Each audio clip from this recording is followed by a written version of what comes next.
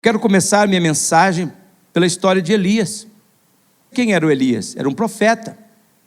Mas não era só um profeta, ele era um homem poderoso de Deus. Poderoso de Deus. Para só encurtar a história, o Elias, até hoje, nós não temos história se ele morreu. Só tem história que ele subiu numa carruagem de fogo. Mas ninguém achou o corpo do Elias. E as profecias indicam que talvez esse Elias ou já apareceu, ainda nós vamos ver. Eu sei que ele foi visto depois, lá com Moisés, no Monte da Transfiguração. E o contexto da vida de Elias, do qual eu vou falar hoje, que nós vamos meditar, que ele estava vivendo nessa história, era espetacular. Por exemplo, mole, ele tinha vencido 450 profetas falsos, quando ele fez, o fogo consumiu o altar. Ele tinha feito parar de chover em Israel. Aí ele orou, fez chover em Israel. E depois desses milagres todos no mesmo dia, Elias saiu correndo uma distância como se fosse uma maratona de aproximadamente 45 quilômetros à frente do carro do rei Acabe. Usando a nossa linguagem mais próxima desses dias, nós diremos que ele era o cara. O Elias era o cara. Mas depois de tantas vitórias que Elias teve, desse período maravilhoso, chegou alguém com um recado para ele. Era o recado de uma mulher, a Jezabel, da mulher do rei Acabe. E era uma palavra que dizia: eu vou te pegar.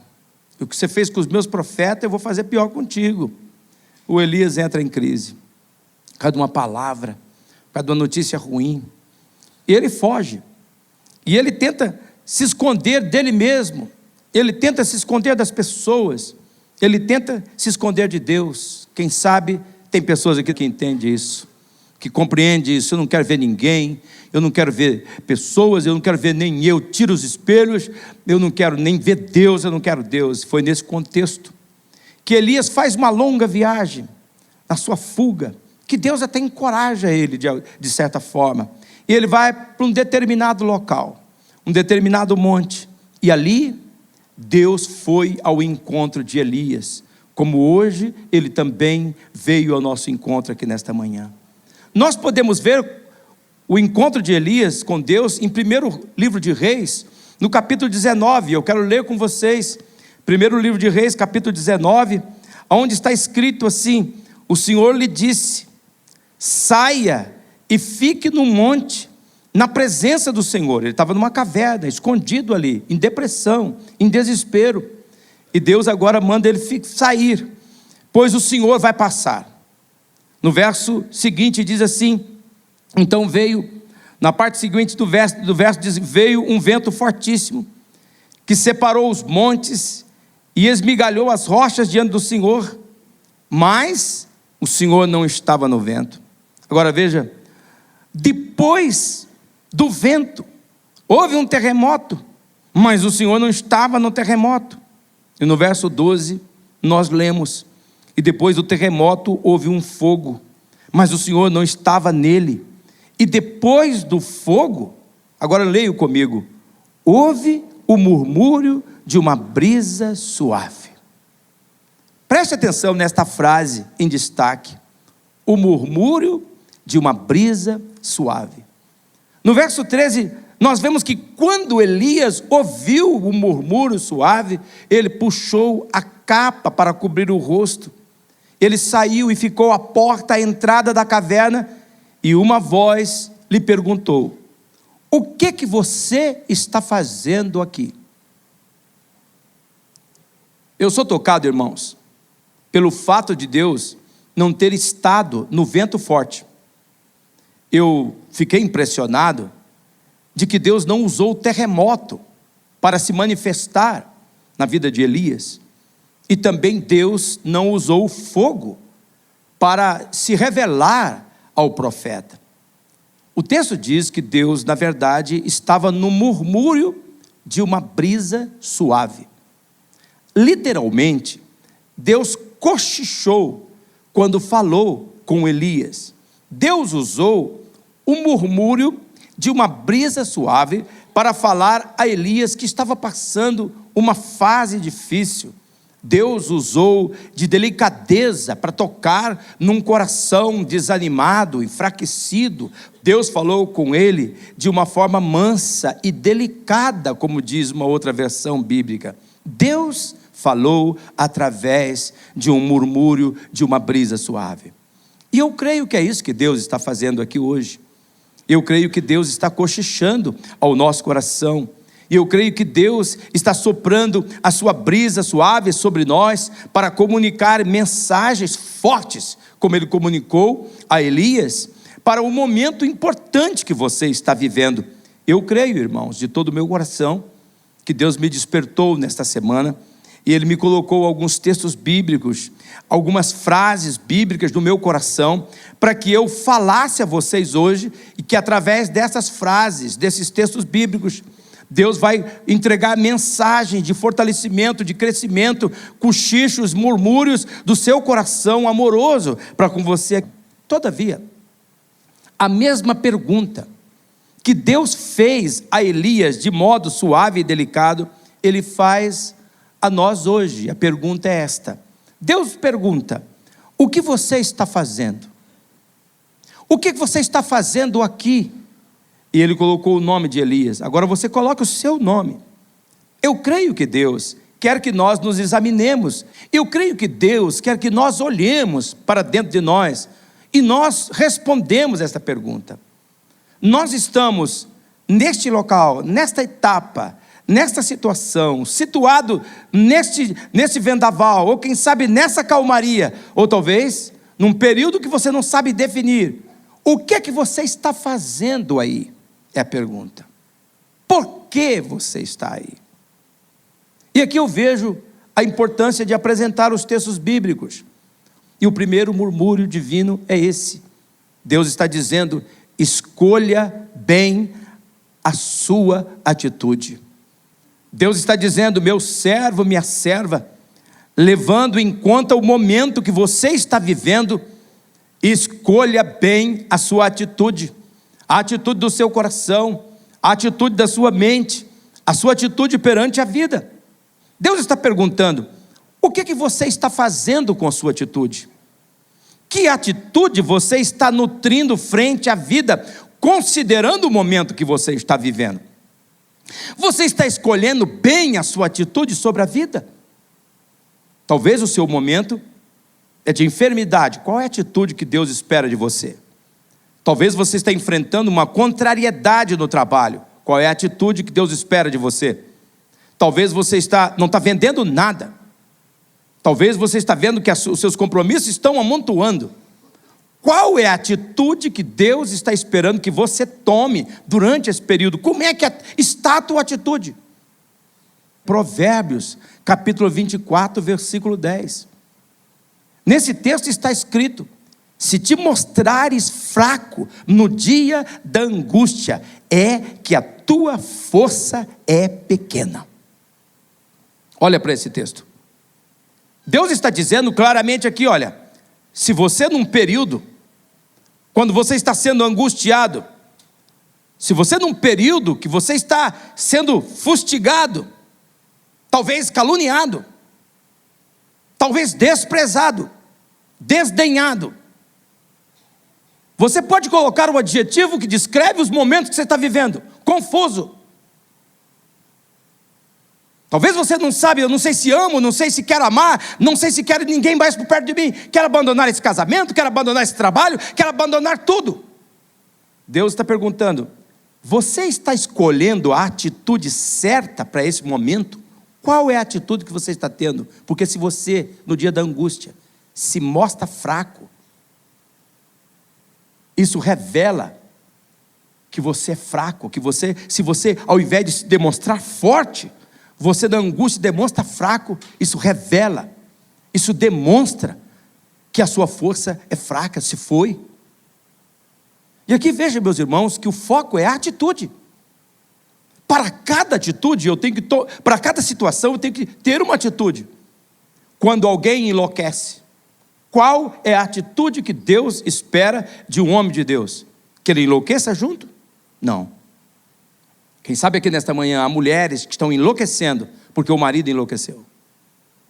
Seu marido pirou, está falando coisa que não tem cabimento, enraiveceu e disse coisas que lhe machucou. Qual é a atitude que Deus espera de você? É a atitude de enlouquecer junto, de devolver com as mesmas palavras. Talvez no seu trabalho, o comércio está ruim, não está vendendo. Talvez você trabalhe numa imobiliária, talvez você trabalhe num lugar de vendas, o telefone não toca, as pessoas não entram, e você está ficando desesperado, apavorado, gerando pânico no seu coração. Qual é a atitude que Deus espera para um homem ou mulher de Deus em período assim? E eu vou confiar, porque o Senhor é meu pastor e nada me faltará. A questão aqui é da atitude. Está desabando tudo. Você vai se levantar como tudo estivesse acabado? Ou você vai levantar com aquela postura de Jó, ainda que ele me mate, eu vou confiar nele, porque eu sei que o meu Redentor vive. Ele vai me levantar no momento certo. Eu creio que todas as coisas cooperam para o bem daqueles que amam a Deus. Deus está falando claramente. O que é que você está fazendo com a sua atitude? A atitude de Elias era uma tristeza tremenda. Ele queria morrer. Não sou melhor que todo mundo, chega, parei de brincar, não quero mais pregar, não quero mais nada. Você talvez esteja assim, não quero ministério, não quero trio, não quero igreja, não quero culto, não quero Bíblia, não quero nada. Deus está aqui hoje dizendo assim: o que você está fazendo com a sua atitude, meu filho? Qual é a atitude que você, como homem de Deus e mulher de Deus, tem que tomar? Quando eu pensei nesse texto, irmãos, como um murmúrio de Deus nesta manhã, acompanhado desse texto, veio a palavra que Davi deu para Salomão, quando ele estava trabalhando a atitude de Salomão, que seria o rei, e queria construir o templo que Davi queria construir, que Deus não deixou, e que era a responsabilidade de Salomão. O texto que me veio ao coração é o texto de 1º livro de Crônicas, capítulo 28, do versículo 20, onde está escrito, olha o que Davi diz para Salomão: seja forte e corajoso, mão ao trabalho, não tenha medo, nem se desanime, pois Deus, o Senhor, o meu Deus, está com você, Ele não o deixará. Olha, irmãos, aqui como que Deus carinhosamente está murmurando, cochichando conosco. Ele diz assim: vai ter momento de fraqueza, você vai ter que tomar a atitude de ser forte.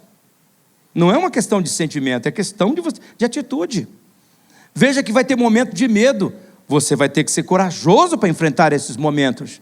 Vai lá, veja que tem uma coisa que você não pode esquecer: não tem como você conquistar se você não colocar a mão no trabalho. Põe a mão no trabalho, vai dar o teu melhor, não tenha medo, não desanime. Vai ter momento de desânimo, mas não desanime, pois o Senhor seu Deus, Ele está com você, Ele não vai deixar você. Então você tem que ver qual é a atitude que você está tomando, porque se a atitude que você está tomando não combina com aquela atitude que Deus quer que você tome, você vai se enfraquecer, você vai ser derrotado. Deus está afirmando: escolha a atitude da força, escolha a atitude da coragem, escolha a atitude da ousadia, do ânimo. Se você se mostra fraco perante os desafios da vida, a sua força será pequena. Capricha na atitude, levanta todo dia e bate no peito. Mãos ao trabalho, Jacó, mãos ao trabalho, porque com a força que Jesus lhe dá, você pode enfrentar qualquer situação. Segundo o murmúrio divino é esse: não carregue nenhum fardo. O que é que você está fazendo com os seus fardos? O que é que você está fazendo com as suas lutas? Você está carregando? Você está carregando? Por que você está carregando esses fardos? Por que você está carregando esse peso? Qual é o seu fardo? Qual é a sua dificuldade? Qual é a luta que você está enfrentando? Por que você está judiando, torturando o seu coração com essas lutas? Por que você não faz o certo e coloca na mão de quem pode tomar conta? Deus está falando assim: por que você está com esse fardo da irritação? Por que você está com esse fardo do desânimo, esgotado, depressivo, angustiado? Por que você está carregando os seus fardos sozinhos? Por que você está se desgastando? Por que você está se afligindo? Eu vejo isso, meus irmãos, esse murmúrio de Deus, esse cochicho de Deus, que está apresentado para nós no Salmo 68, no versículo 19, que Deus hoje traz aqui esse cochicho para o nosso coração. Veja como é que o salmista expressa: bendito seja o Senhor, que dia a dia leva o nosso fardo. Deus é a nossa salvação. Irmãos, agora nesse momento eu paro. Eu oro mais uma vez. O Espírito Santo traz revelação a essa irmã, esse irmão que está aqui nesta manhã, para ele perceber isto, que ele está se desgastando, cansando, prejudicando o seu corpo, prejudicando a sua mente, prejudicando as pessoas que estão do seu lado. Ó, Pai, quem sabe um cônjuge, quem sabe um filho, quem sabe uma pessoa amada que está sofrendo, porque, ó Deus, ele está carregando um peso que está fazendo ele enlouquecer, e dizer coisas, e ferir pessoas que estão ao seu lado. Ó Deus, abra o entendimento desta pessoa para ver que o Senhor já está carregando esse fardo, e que ele não tem que ter peso nenhum. Nunca vou esquecer esse quadro que desenharam no meu coração quando eu era menino. Muito menino nesta igreja. E um pregador, um missionário, levantou uma vez pregando na frente, e estava contando que ele, naquele tempo, vocês sabem, nas estradas que nós tínhamos aqui, em volta de Maringá, tudo era terra, e Maringá, terra roxa. Então só o jipe funcionava. E você se lembra também que as mulheres, quando iam lavar roupa, iam na beira de um rio, bater roupa, numa tábua, batia, limpava, e aquele lá, a gente ia para o rio, para uma mina. Então um missionário, passando pela estrada, viu uma senhora com uma trouxa enorme sobre a cabeça de roupa. Ele parou, como de costume, pegaram as pessoas, deu carona para aquela senhora que sentou no jipe na parte de trás. E ele percebeu que enquanto estava dirigindo, que aquela mulher sentada no banco de trás tinha trouxa de roupa sobre a sua cabeça. O missionário olhou para trás e disse: minha senhora, por favor, coloque a trouxa em cima do banco. A mulher olhou para ele e disse: mas meu senhor, além de levar eu, ainda o senhor quer levar a minha trouxa? Já está bom, só o senhor me levar está bom. Aquela mulher não compreendia que aquele senhor já carregava a sua trouxa. Sabe qual é o cochicho de Deus? Eu já tenho o teu fardo. Eu já tenho aquilo que te pesa. Eu já tenho esse peso nas minhas mãos. O Espírito de Deus está dizendo aqui: você não tem que fazer força com essa situação. Veja o livramento que eu vou fazer na sua vida. Apenas entrega, apenas confia. Meu servo, minha serva, apenas confia. Essa luta não é para destruição, esta luta é para bênção, é para prosperidade, é para riqueza celestial. Eu vou fazer algo lindo. Literalmente, o Espírito Santo está nos cochichando o que está escrito no Salmo 37, no versículo 4, aonde nós lemos: ponha a sua vida nas mãos do Senhor, confie nele e ele o ajudará. Deus está aqui nesta manhã, o poder do Espírito Santo está soprando a sua brisa suave. Por favor, escute o que Deus está nos comunicando. O terceiro murmúrio divino de Deus é esse: por onde você anda?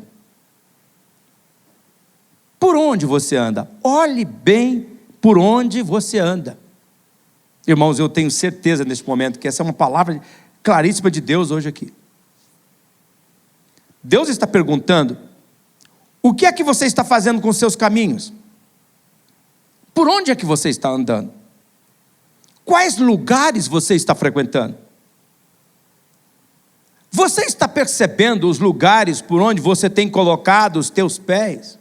Para onde você tem levado a sua pessoa? Deus está murmurando: cuidado, meu servo, cuidado por onde você está andando. Amorosamente Ele está alertando você, porque tem armadilhas nesses caminhos, porque tem pegadinhas do mal neste caminho. Há uma intenção maligna nesses caminhos, que Deus está alertando você. E agora, nesse momento, enquanto eu estou falando, você claramente diz: puxa vida, é comigo. Você está lembrando, você está vendo até o lugar por onde você tem ido, que Deus está falando com você. Deus está murmurando: cuidado, porque existem caminhos que são caminhos de morte. O Espírito está cochichando aos seus ouvidos o que está escrito em Provérbios, capítulo 14, no versículo 12. Há caminhos que parecem certo ao homem, mas no final conduz à morte. Deus está dizendo, amorosamente, Deus está hoje murmurando ao seu ouvido: você está percebendo aonde você está andando? As veredas que você está escolhendo? Você está seguindo o seu coração, seguindo a sua mente, mas você está percebendo a zona de perigo que você meteu os seus pés? Tem armadilha aí, vai escravizar você, vai ferir você.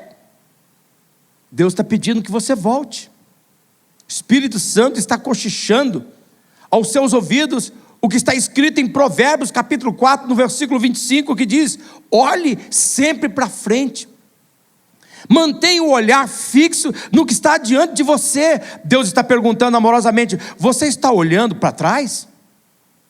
Seus pés estão te metendo em um comportamento, em um lugar que já faz parte do teu passado. Deus está perguntando: por que você não direciona o seu olhar para aquilo que está diante de você?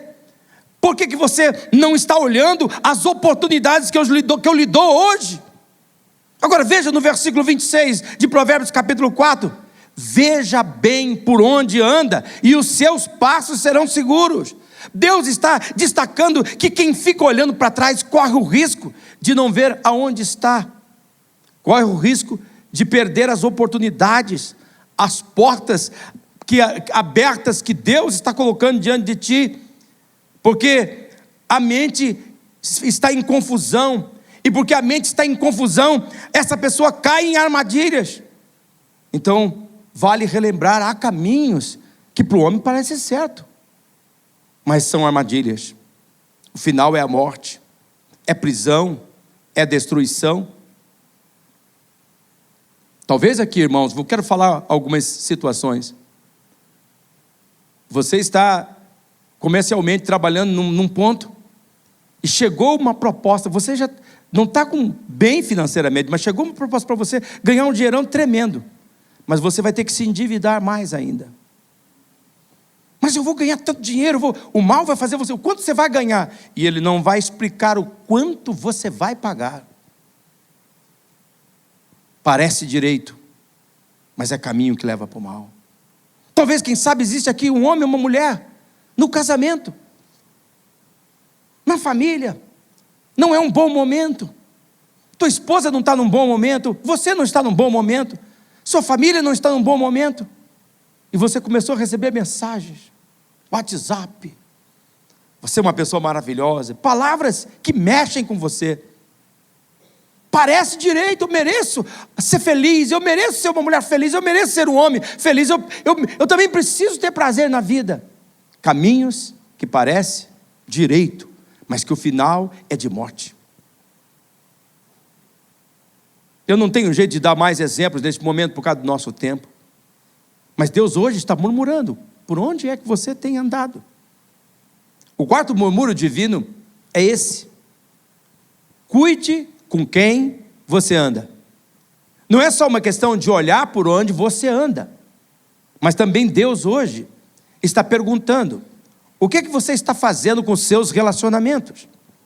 Com quem você está repartindo a vida? O Elias, quando foi que ele ficou abatido e desanimado? Quando ele escutou a palavra da mulher Jezabel. Quem você está escutando? Quem está influenciando você? Bastou a palavra da mulher Jezabel e aquilo incendiou nele. Quem você está ouvindo? Quem está influenciando você? O Espírito Santo hoje está cochichando ao meu ouvido, ao seu ouvido, ao nosso coração, aquilo que está em Provérbios capítulo 1, no versículo 10. Meu filho, se os maus tentarem seduzi-lo, não ceda. Não ceda. Sabe, uma das coisas muito claras, eu quero deixar bem claro a vocês isso, no início do meu ministério, que Deus colocou muito claro: Jacó, eu te chamei para ser pastor, nunca se meta em querer virar político. Eu creio que pastor é pastor, político é político. Coisas não misturam. Fé, igreja não mistura com políticos. Não significa que a gente é apolítico.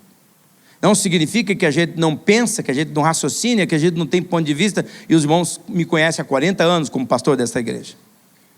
Mas uma vez eu recebi um pessoal de Curitiba que veio especialmente para conversar comigo. Me levou para um restaurante assim que eu nunca podia ter entrado. Me ofereceu uma propriedade em Curitiba para construir uma futura igreja. Ou, quem sabe, minha futura casa.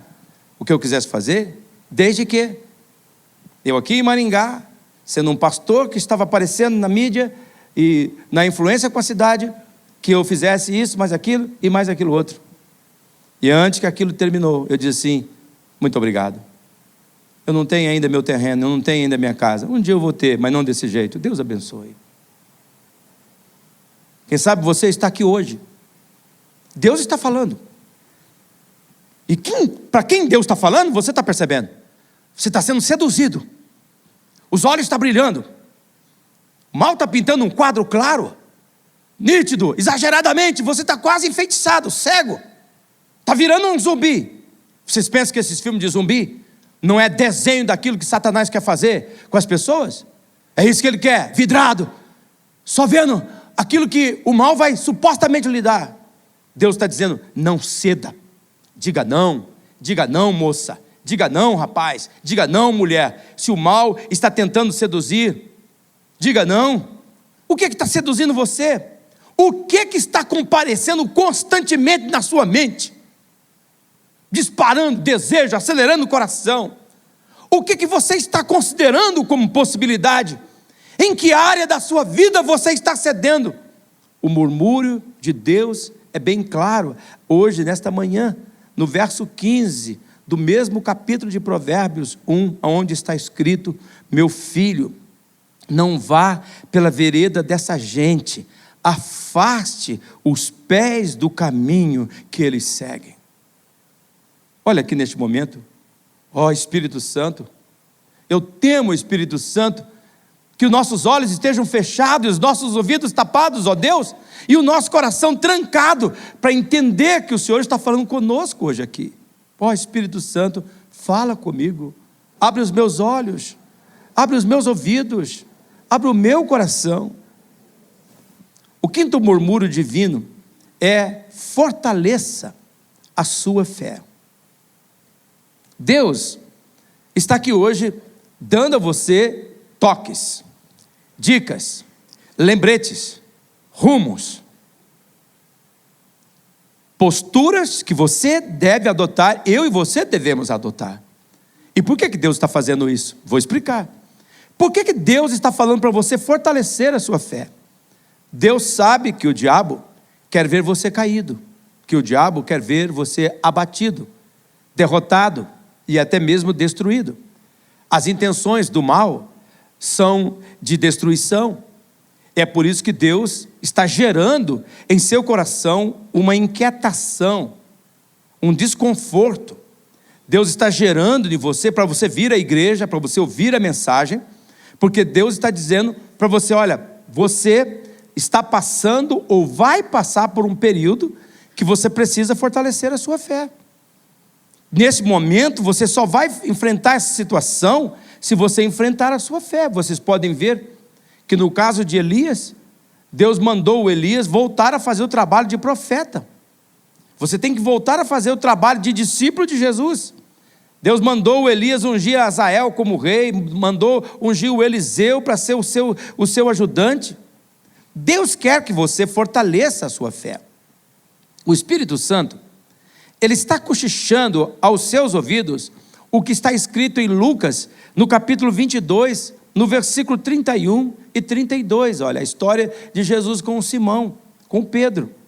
Olha aqui o que Jesus fala para o Simão: Simão, Simão, Satanás pediu vocês para peneirá-los como trigo. Veja que o texto é claro.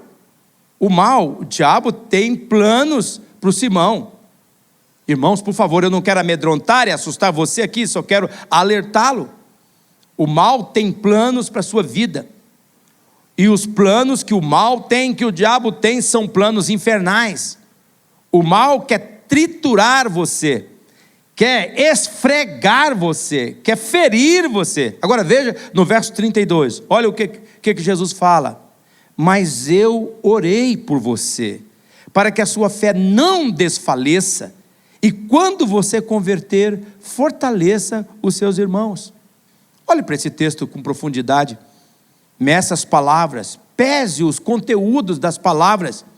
Veja que Jesus ora por nós com um propósito claro. Qual é o propósito? Para que você não perca a fé, para que a sua fé não desfaleça. O que Jesus está falando com isso? Jesus está dizendo assim: Pedro, olha, trata de caprichar na sua fé, trata de investir na sua fé, trata de fortalecer a sua fé, porque sabe, o mal pediu você, e olha, o que eu fiz foi orar por você. Parece-me que nessa questão, Jesus teve que avaliar, talvez seja bom que o maligno triture o Pedro. Se o Pedro for triturado pelo mal, esfolado pelo mal, sem fortalecer a fé, ele vai desfalecer. Mas se o Pedro olhar para esse momento de ataque do mal como uma oportunidade dele correr para fortalecer a fé, não vai dar outra. O Pedro vai sair melhor do que entrou. O Pedro vai sair vitoriosamente, promovido, abençoado muito mais. E aqui então, a pergunta de Deus: você está fortalecendo a sua fé? Irmãos, Jesus está questionando de mim, é você assim, ó, tá bom, não negue, você está passando por um período difícil, de tribulação, você está passando por contrariedade, sim, você está passando por lutas, dúvidas, sentimentos contrários, angústias, sim, isso é verdade. A questão aqui, Jacó, a questão aqui, põe o seu nome, Deus está dizendo, não é se você vai passar por essas coisas, não. A questão é, você está fortalecendo a sua fé para vencer esse terremoto, esse vento forte, esse fogo que soprou contra você, essa angústia que botou no teu peito, essa luta que você está enfrentando. Você está fortalecendo a sua fé, você está construindo a sua fé. O que é que você está fazendo com a tua fé? Porque as tribulações, elas não matam a nossa fé, ela revela a fé que temos ou a que não temos. Esse é o momento claro do Espírito Santo. Missionária Central de Maringá.